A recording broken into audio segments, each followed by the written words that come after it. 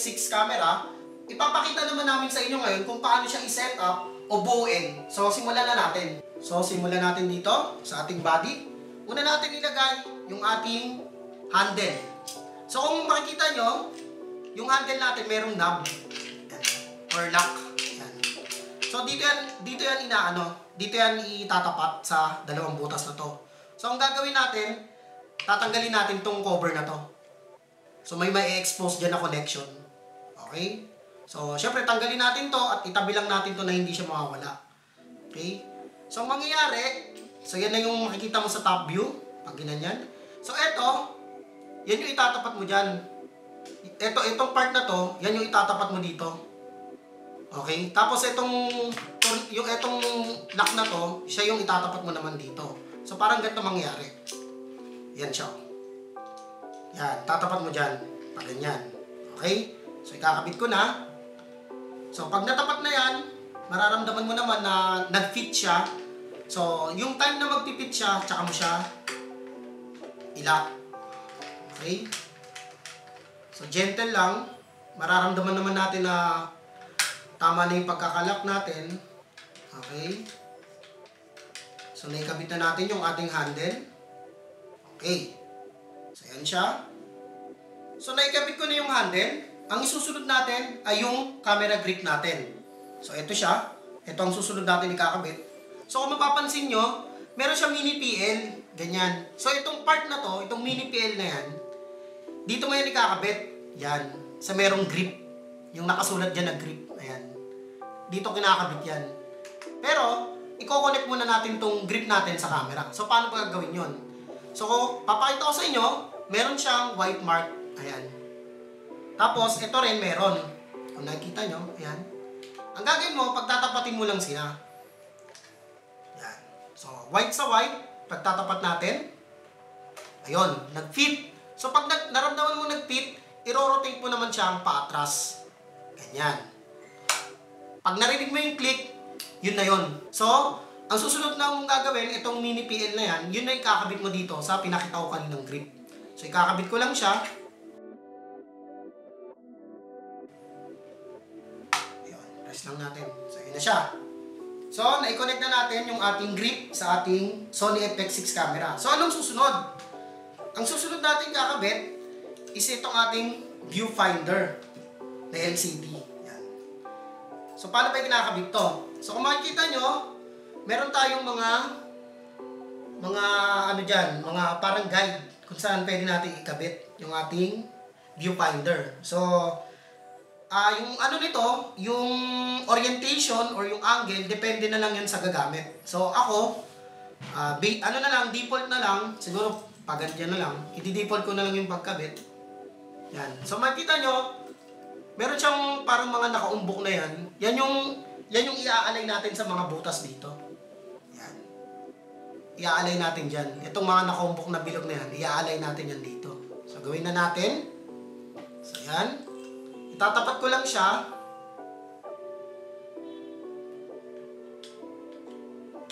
Yan. So, naramdaman ko, tumapat na siya. Then, that's the time na pipihitin ko itong lock niya. Okay? So, yan na siya. So, itong monitor natin, kung anong angle ang gusto mo, magagawa mo. Okay? Tapos, meron siyang connector din. So, ito. So, ito, ikinakabit naman yan. Kung nakikita nyo yung part na to, dito, dyan siya kinoconnect. So, kung mapapansin nyo, itong connector natin, meron siyang hugis.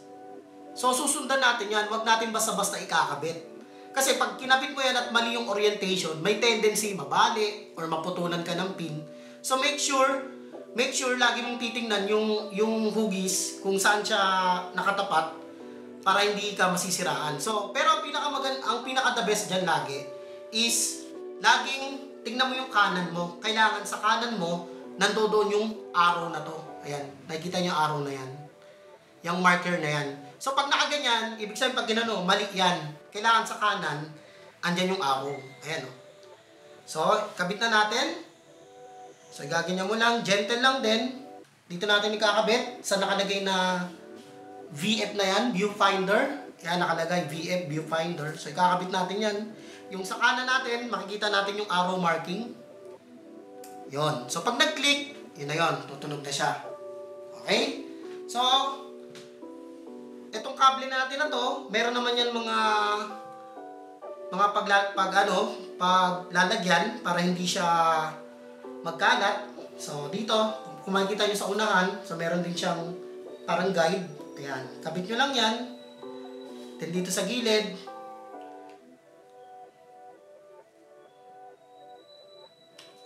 Ayan. So, kung mapapansin nyo, yun na yun. Nakabit ko na, or nabuo na natin yung ating FX6 camera. So, naikabit ko na yung ating viewfinder sa ating Sony FX6 camera. So, meron pa siyang accessories. Itong VF hood or viewfinder hood. So, paano nga ba kinakabit to? So, una, ayan. Kung makikita nyo, meron siya dito. Itong part na to. Parang i-shoot mo siya. I-shoot mo tong part na to dito. So, ganyan, no? Okay? Then, ilapat mo lang. Tapos, itong sa ilalim na to, meron ikawit mo rin siya. Ayan. Tapos, pag naikawit mo, iaangat mo lang tong part na to. Kasi nakaganyan siya. Parang siya yung magiging lock. Okay. So yan, nakakabit na siya. So paano gamitin yan? Ganyan lang yan. Okay. So yan yung itsura niya. Meron siyang viewfinder hood. So yan yung ating setup. Okay?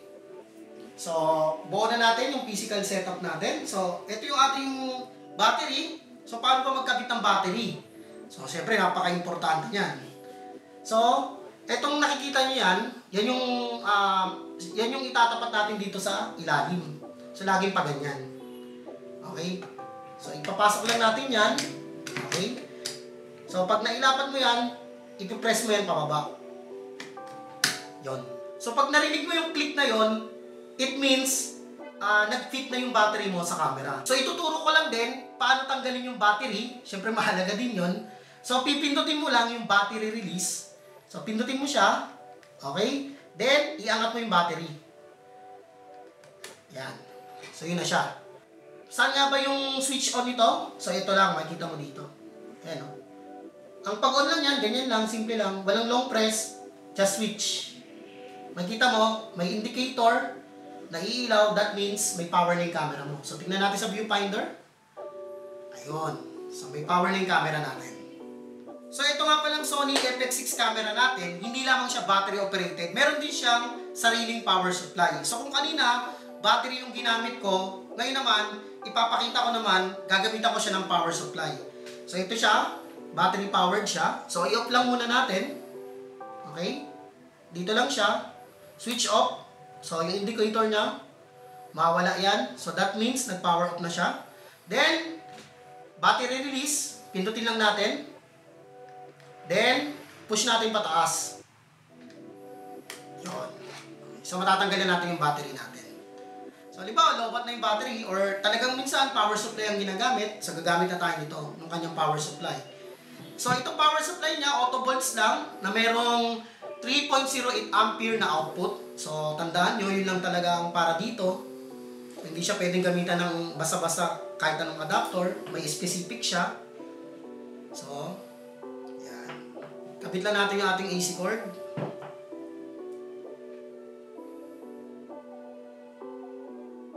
Okay.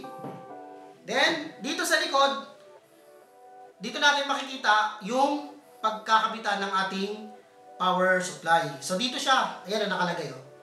19.5 volts DC.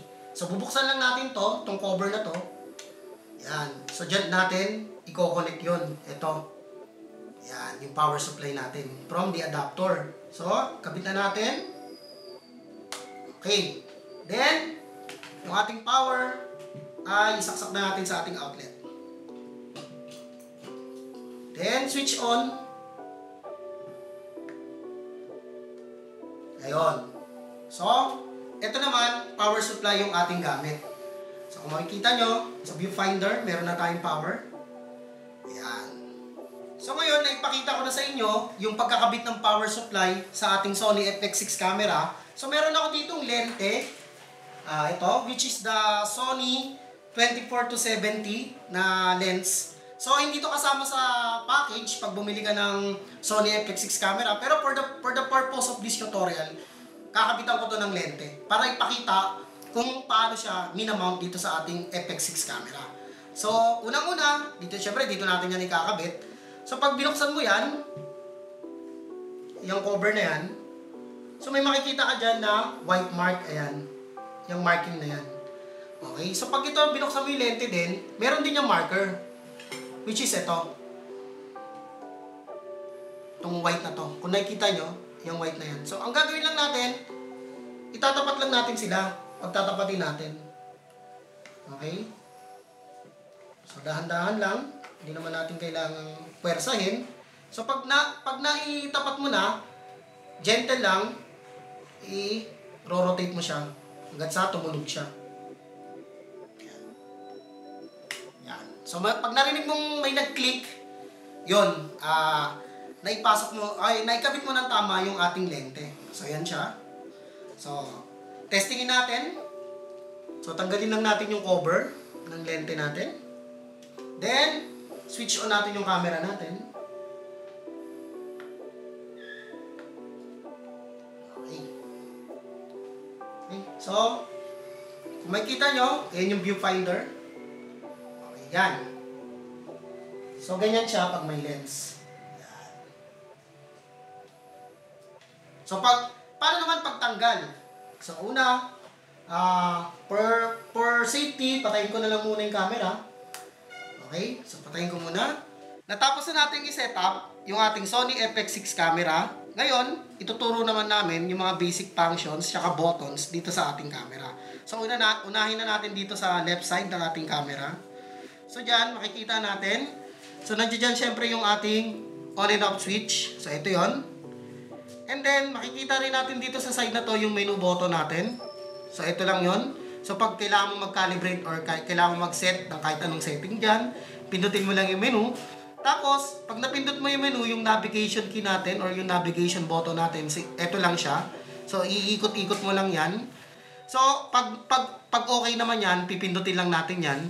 So, yun. Naririnig mo yung click na yun. So, yun lang yun. So, sa side na ito, nandito rin yung iris. So, dito, nandito rin yung thumbnail button. So, dyan, pag pinindot mo yan, makikita mo yung mga na-record mo. Pwede mo na siyang i-preview.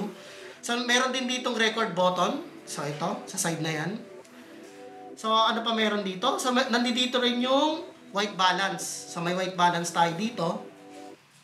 Okay? And then, dito, nandito rin yung pang-level natin sa audio.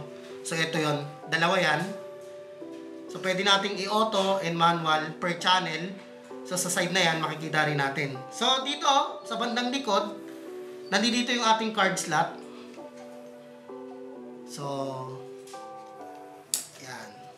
So, ang ginagamit natin na card para sa ating Sony FX6 camera ay itong CF Express Type A na card. So, ito siya. Hindi siya SD card na normal. So, ito yung ginagamit natin para dito. So, pakita ko lang kung paano siya nilalagay.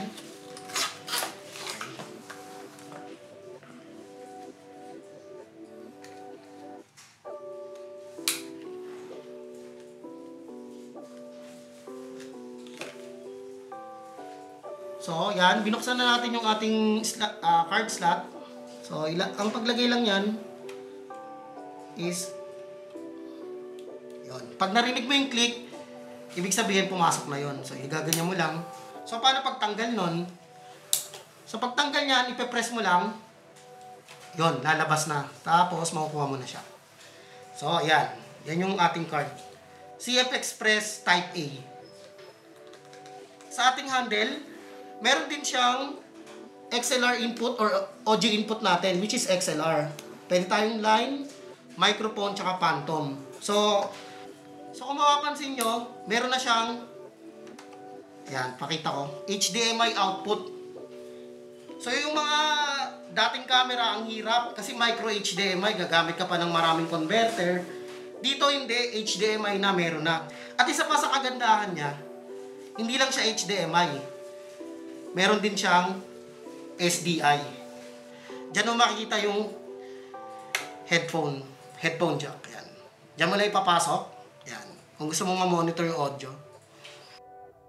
If you would like to rent this or any of our other equipment, feel free to contact us at info@gleesus.com or any of the numbers on your screen.